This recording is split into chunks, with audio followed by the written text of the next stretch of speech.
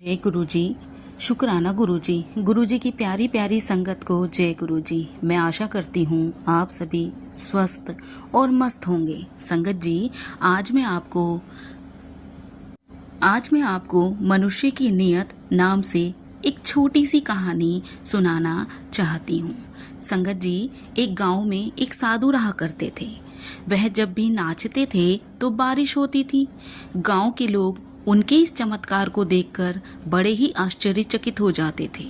एक दिन शहर से कुछ लड़के गांव में अपने मामा के घर घूमने के लिए आए।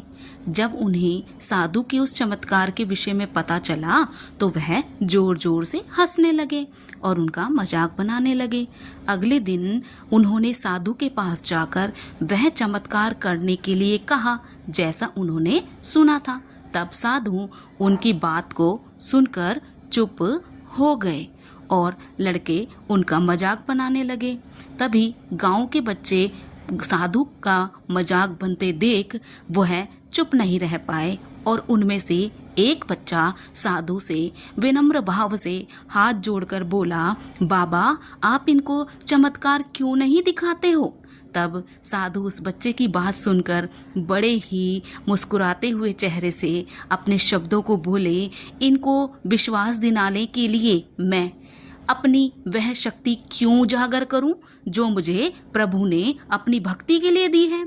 तब उनकी बातें सुनकर वह शहरी बच्चे और जोर जोर से हंसने लगते हैं। तब उन शहरी बच्चों में से एक बच्चा बोलता है कि जब साधु बाबा तुम्हारे नाचने से बारिश होती है तो हमारे नाचने से भी होगी। यह बोलकर एक एक करके सभी बच्चे नाचने लगते हैं। अब यह बोलकर सभी बच्चे बारी बारी करके शहरी बच्चे जो थे वो नाचने लगते हैं। लगातार नाचते हैं, इतना नाचते हैं कि वो नाच नाच कर थक जाते हैं, लेकिन बारिश नहीं होती और वो थक कर बैठ जाते हैं। अब क्या होता है, साधु महाराज उठते हैं और अब नाचना शुरू करते हैं। वो कहते हैं कि करीब 1 घंटे तक वे वैसे नाचते रहते हैं और तभी क्या होती है, बारिश शुरू हो जाती है।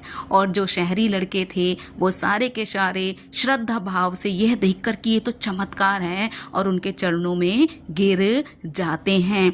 तब उनमें से एक